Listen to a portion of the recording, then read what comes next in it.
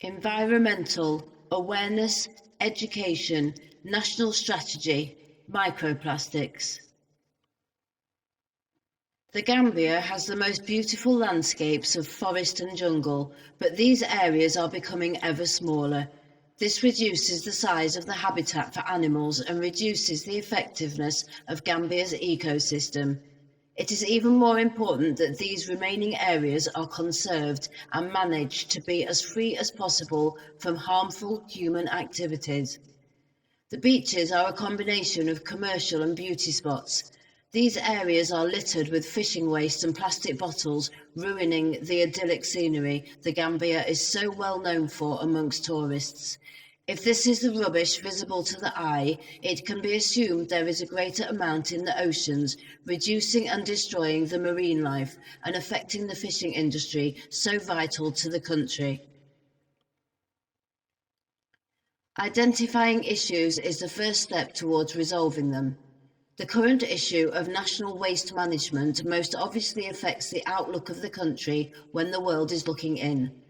Tourists hope for clean and tidy beaches, free from plastic bags, bottles, and other unsightly and unsanitary items.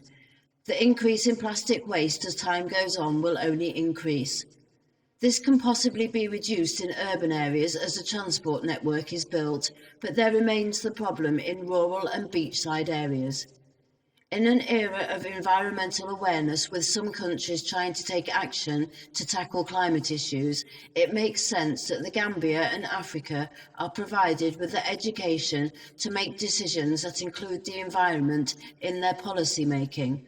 This is especially relevant as the Gambia is in a period of transition with a civilian government, and this is a time where decisions for significant and positive changes can be made.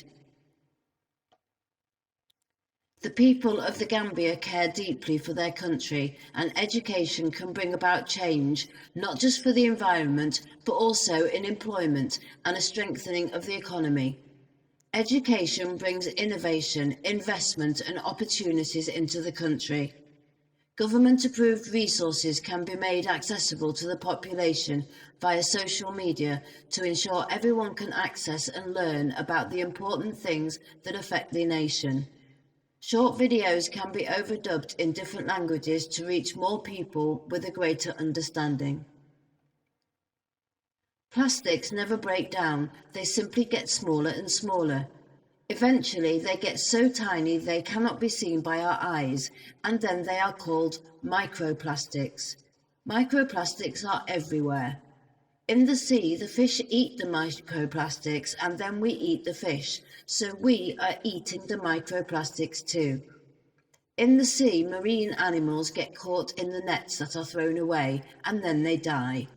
On land, animals like cows eat plastic bags that then get stuck inside them. They have to have an operation or they will die. Pollution affects plants and animals both on land and in the sea. Pollution affects the quality of both the air and the water, which reduces the abundance and fertility of these regions. The insects and wildlife that provide a healthy ecosystem are affected, and this in turn influences the yield of crops and catch. In a country that is dependent upon agriculture and fishing, and where the population is looking to increase farming and gardens, reducing plastic waste will minimise the long-term effects of microplastics on human health. This is especially important as the healthcare infrastructure needs significant growth and will not cope with additional stress.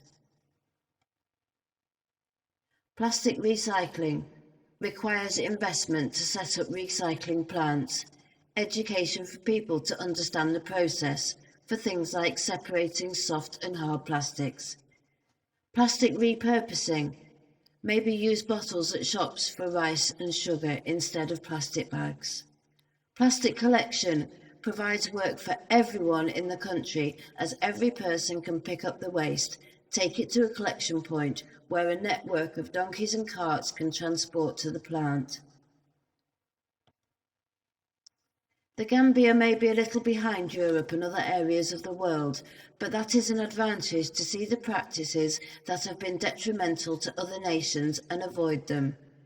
For example, introducing the disposable product market can be avoided with things like razors, nappies and sanitary products. Introducing products that can be reused avoids future waste management issues with more plastic items. Preempting foreseeable issues such as setting up laundrette facilities for sanitary items that are used by babies and women solves any hygiene concerns and also provides business and future employment. Once upon a time, legends and myths, stories foretold of this global shift. A time that would come when all that we have known will be destroyed by the greed and the hate man hath grown. Once upon a time things could have changed. We were hanging in that balance which could have been maintained. Instead we turned away, turned that blind eye, didn't say a word and walked on by. Once upon a time is what they will say when everything is gone because we left it too late. Once upon a time may be a story never told if we continue to destroy this place we call our home. Half the world is flooded, the other half too dry, but still the games are played and the planet still doth die. Over half the world's at war, the rest are choosing sides, whilst the people are suffering like biblical times.